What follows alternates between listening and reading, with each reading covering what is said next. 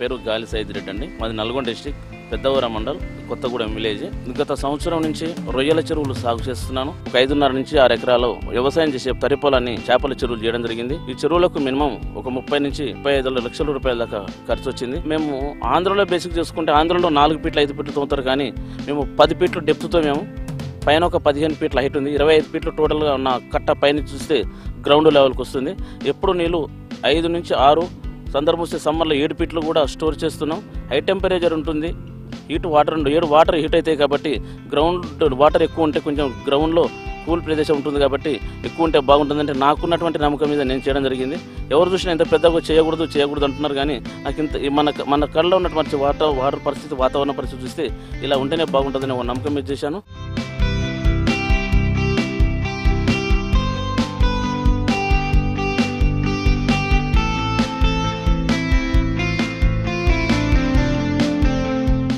ఇది first culture అయిపోయింది, ఇది రెండో కల్చర్. ఫస్ట్ కల్చర్ కొంచెం మాకు తెలిసి అవగాహనతోని మిక్సింగ్ చేపలు వేయడం జరిగింది. ఒక రూప్చందు రొయ్య కలిసేసే వరకు అది కొంచెం ప్రాసెస్ అయ్యే వరకు 6 months పట్టేది చేపలు పట్టడానికి. రీసెంట్లీ రొయ్యలు వేసి 3 నెలల 15 రోజులు అవుతుందండి.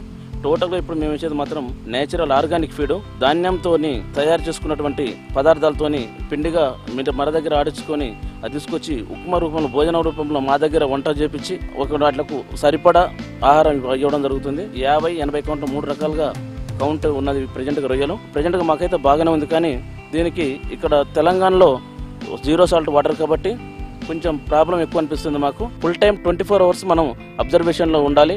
నైట్ టైంలో 100% మనం ఆక్సిజన్ ఫ్యాన్స్ ఆన్ చేసి ఉండాలా. ఒకవేళ ఆన్ చేయని ఏడలో ఒక 1/2 hour 1 hour కనుక కరెంట్ పోయింటే డేవో లెవెల్స్ వస్తున్నది.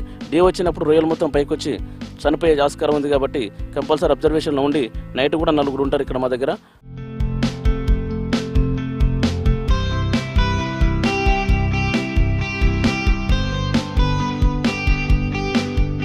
టన్ను రొయ్య దిగుబడికి వచ్చేవరకు 200 నుంచి 220 రూపాయలు మినిమం ఎక్స్పెండిచర్ అవుతున్నది. ఈ కూలీలే కానీ ఫవరే కానీ దానికి కావాల్సినటువంటి సీడ్ కానీ మొదలు పెడితే పీరు కానీ ఎవ్రీథింగ్ ఎవరికి మాకు 200-220 వస్తున్నది. ప్రజెంట్గా ఉన్న రేట్లో ఆక్వాకల్చర్లో 200-210-190 మధ్యలో ఉన్నది 100 కౌంటు. మాకు పండిన పంట ప్రజెంట్గా పెట్టుబడికే వస్తుంది తప్ప లాభం వచ్చే పరిస్థితులు కనిపిస్తలేవు.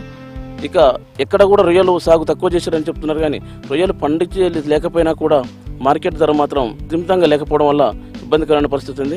గవర్నమెంట్ ఈ రొయ్యల మార్కెట్ను కొంచెం ఎక్స్టాబ్లిష్ చేసి రేటు పెంచి రైతులకు చేదోడు వాదు కూడా ఉండి చేస్తే బాగుంటుందని ఒక కాన్సెప్టు.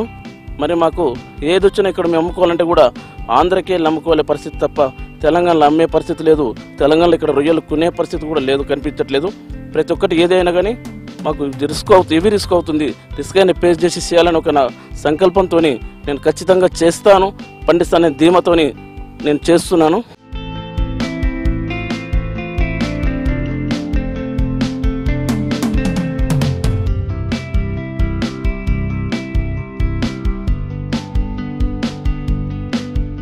నేను ఇక్కడ 1 year నుంచి సూపర్వైజింగ్ చేస్తుంటే ఈ చెరువులకి అన్నిటికీ మామూలుగా ఫీడ్ 4 times ఇస్తుంటాం.